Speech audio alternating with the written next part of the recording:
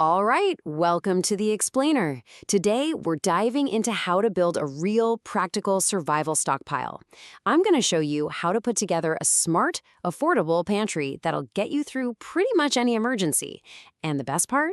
You can get everything you need on your next trip to the grocery store. Let's jump in. So when I say survival food, what pops into your head?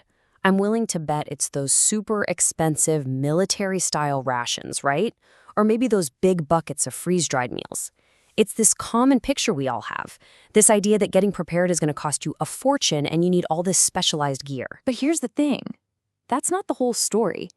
The truth is, the real foundation of a solid, resilient food supply, it's not hiding in some specialty prepper store. Nope.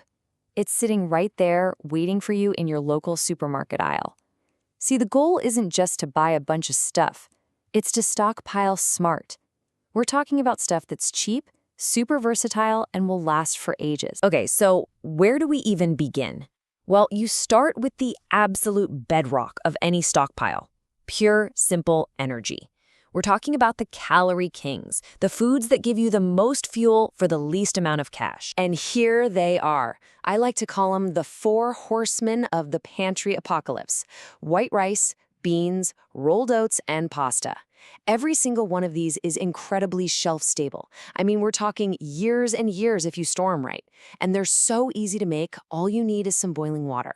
This right here, this is the backbone of your emergency meal plan. I mean, the efficiency is just insane. Let's take beans. For around 45 bucks, you can get a single 50-pound bag, and that bag has 67,000 calories in it. And we're not talking empty calories either. Beans are absolutely loaded with protein, vitamins, and minerals. It's a powerhouse. And you know what? The value gets even crazier when you look at rice. For about $40, 100 pounds of white rice gives you over 126,000 calories. Now, stop and think about that for a second. You combine that with the bag of beans we just talked about, you've spent about 85 bucks for enough food to last a single person for 100 days. That is just unbelievable value for your money. Pasta is another one of these powerhouses. Yeah, okay, it might cost a little more than rice, but look at this. The calorie density is almost triple per pound. So diversifying your carb base with pasta, it just makes sense. It gives you another super dense, easy to cook source of pure energy. All right, so we've built our foundation, but you can't live on carbs alone, right? Calories give you energy, sure, but for your long-term health, for muscle repair, and, to actually feel full, you're going to need proteins and healthy fats. Think of these as your power-ups. And this is where we really start to round out the pantry. We're talking canned meats, powdered milk, and protein powder for all those essential amino acids.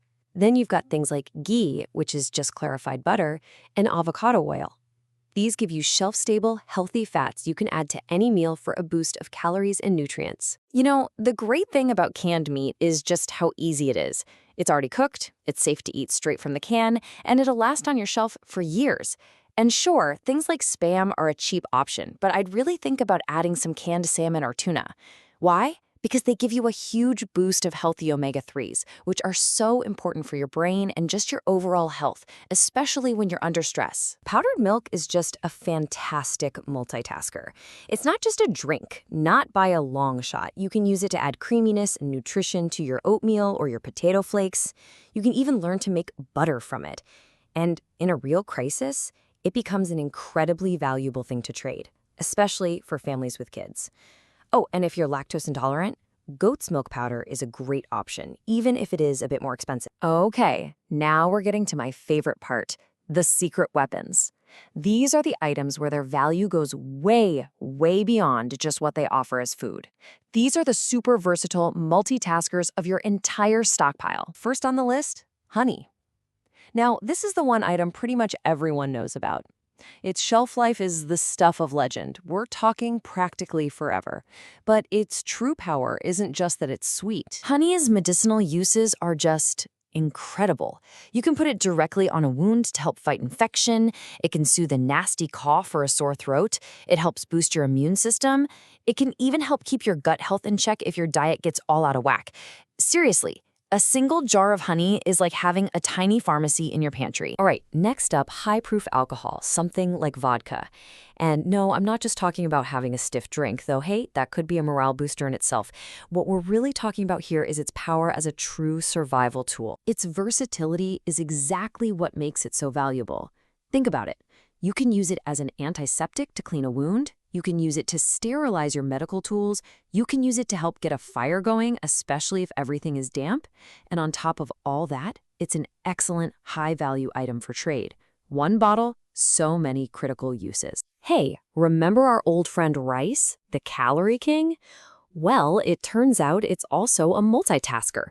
You can throw some in your salt to keep it from clumping up. You can pour it in a sock, heat it up, and you've got a DIY heating pack. And, of course, there's the famous trick of using it to suck the moisture out of wet electronics. Even the water you cook it in can be used to treat skin irritation or help with an upset stomach. Who knew? And finally, let's talk about the finishers. Okay, so we've got calories, we've got nutrition, we've got utility items, we've covered the basics. But in any long-term situation, your morale, that's not a luxury, it's a critical survival tool. And these next items, these are what make the whole thing sustainable. Because let's be real for a second. Eating rice and beans day in, day out for weeks, it would get so boring.